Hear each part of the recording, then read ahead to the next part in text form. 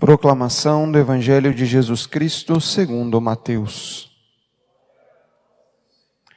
Naquele tempo, quando soube da morte de João Batista, Jesus partiu e foi de barco para um lugar deserto e afastado. Mas, quando as multidões souberam disso, saíram da cidade e o seguiram a pé. Ao sair do barco, Jesus viu uma grande multidão. Encheu-se de compaixão por eles e curou os que estavam doentes. Ao entardecer, os discípulos aproximaram-se de Jesus e disseram: Este lugar é deserto e a hora já está adiantada. Despede as multidões, para que possam ir aos povoados comprar comida. Jesus, porém, lhes disse: Eles não precisam ir embora. Dai-lhes vós mesmos de comer. Os discípulos responderam: Só temos aqui 5 pães e 2 peixes. Jesus disse: Trazei-os aqui. Jesus mandou que as multidões se sentassem na grama. Então pegou os 5 pães e os 2 peixes, ergueu os olhos para o céu e pronunciou a bênção. Em seguida partiu os pães e os deu aos discípulos. Os discípulos os distribuíram às multidões. Todos comeram e ficaram satisfeitos, e dos pedaços que sobraram, recolheram ainda 12 cestos cheios. E os que haviam comido eram mais ou menos 5.000 homens, sem contar mulheres e crianças. Palavra da salvação.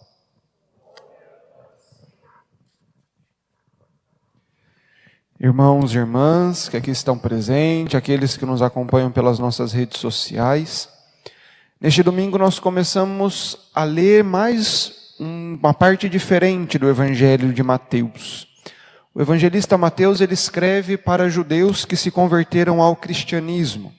Por isso, ao longo do seu evangelho, ele divide a sua obra, falando de Jesus, em 5 livros. No último domingo, nós terminávamos de escutar as parábolas do reino dos céus, que é a terceira parte deste evangelho. E através daquelas 7 parábolas, ele foi explicando e falando o que era o reino para as pessoas, para que elas pudessem entender e escolher por este reino. A partir deste domingo, pelos próximos, nós iremos aprender que é na igreja que o reino de Deus começa neste mundo. Por isso nós precisamos estar atentos para perceber aquilo que de modo prático nós podemos fazer e assim garantir que o reino aconteça aonde nós estamos, nas nossas comunidades, nas nossas paróquias, na nossa diocese. Nesse 18º domingo do tempo comum, nós devemos tirar 2 grandes lições. Primeiro, que o reino de Deus, ele acontece pela partilha, por aquilo que nós temos. O Padre André uma vez já brincou, né? Se fosse para eu cantar, não ia ficar ninguém na igreja. Cada um aqui tem seu dom. E os nossos dons se complementam para que a igreja possa acontecer. Mas para que isso aconteça, nós precisamos partilhar. E quando nós partilhamos aquilo que nós temos, precisamos então nos envolver.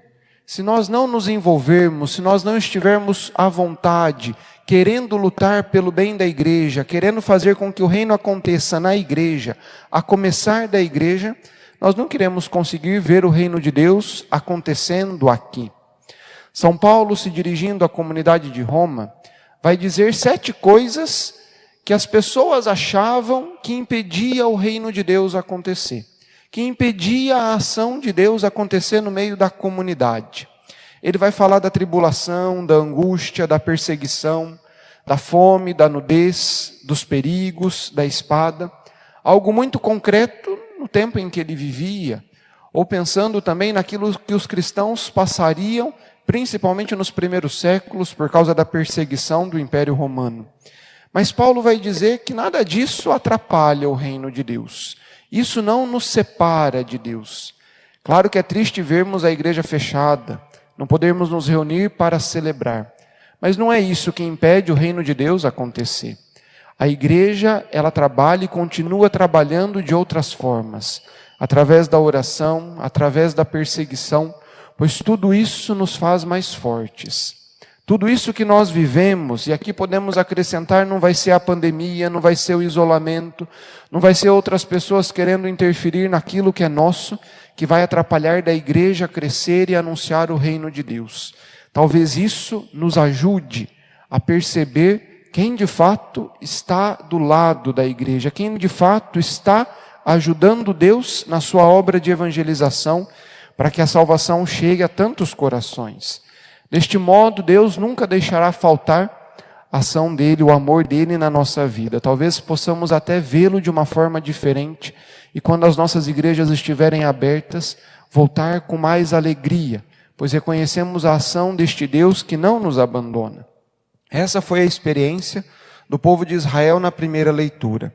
Nós estamos no final da terceira parte do livro do profeta Isaías. E ali ele convida o povo a retornar para a sua casa. O povo vivia um exílio, estava longe da casa, vivia na Babilônia. Isso já fazia quase 50 anos.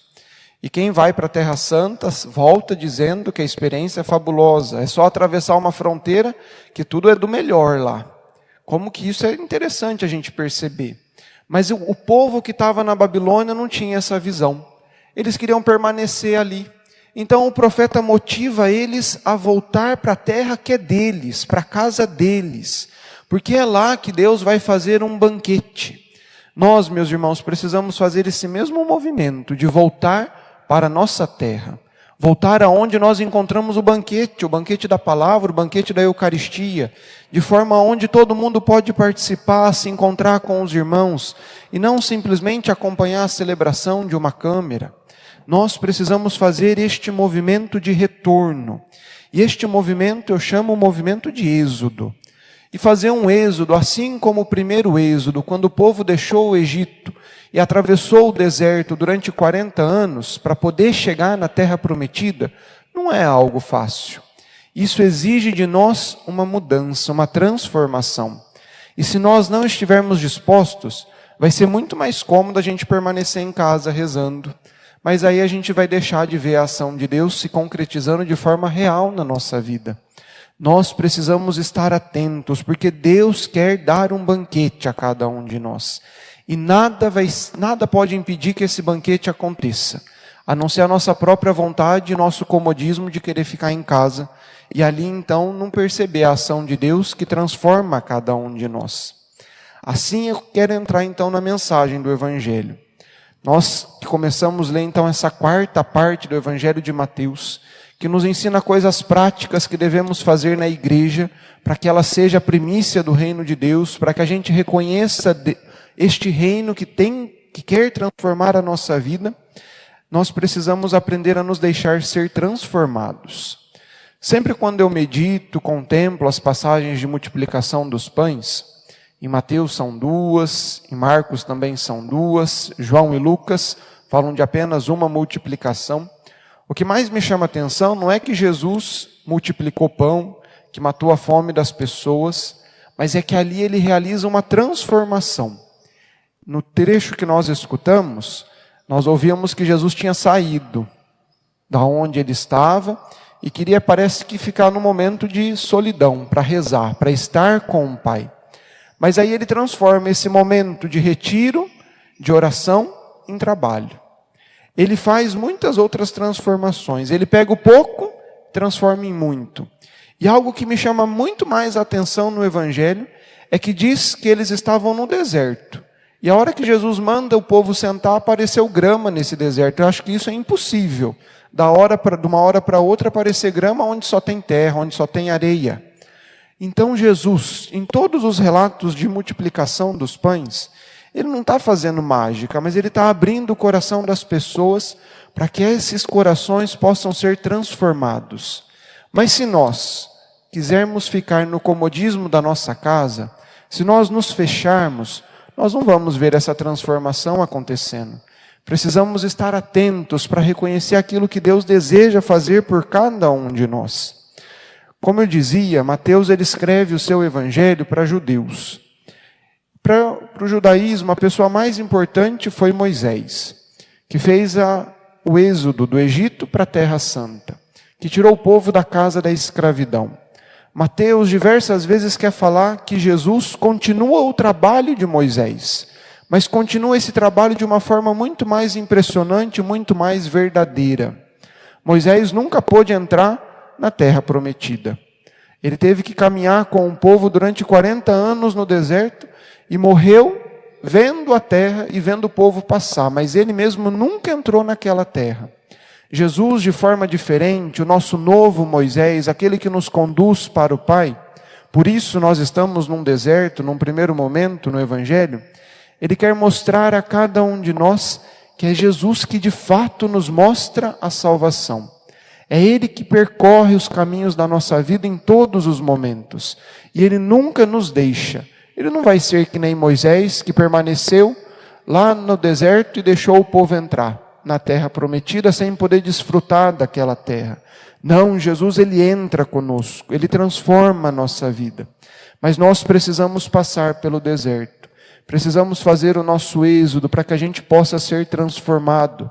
Foi lá no deserto que o povo de Israel teve a sua vida reeducada, teve a sua cerviz quebrada, tiveram a oportunidade de perceber o que Deus podia fazer por eles. Da mesma forma, nós, quando atravessamos o nosso deserto, quando passamos pelas dificuldades, temos a capacidade de perceber Deus nos educando, mostrando aquilo que Ele pode fazer por cada um de nós. Ao longo desta caminhada, uma coisa é essencial para nós: perceber qual que é o sentimento e a ação de Jesus, o sentimento e a ação de Deus. Hoje pela manhã, Papa Francisco, na oração do Ângelus, na Praça de São Pedro, ele dizia a todo o povo cristão que nós precisamos aprender a perceber esse sentimento de Deus. Papa Francisco sempre nos recorda da misericórdia e da compaixão, sentimentos próprios do nosso Deus. Ele que vem ao nosso encontro com este amor de compaixão, pronto a se entregar. Um Deus que olha o nosso sofrimento e não nos abandona, mas vai ao encontro daquele que sofre, partilha aquilo que tem, ou seja, a vida. Pois Jesus, ele é um homem cheio de vida, aquele que veio para nos mostrar a verdadeira forma de viver no mundo. E à medida então que nós vamos caminhando com Jesus pelo deserto da nossa vida, que vamos vendo ele tendo compaixão, partilhando a sua vida, se envolvendo com aqueles que são necessitados, com aqueles que muitas vezes acham que tem tudo, mas não tem nada, porque falta Deus na vida deles, nós vamos aprendendo a ter essas mesmas atitudes, a ter este mesmo sentimento.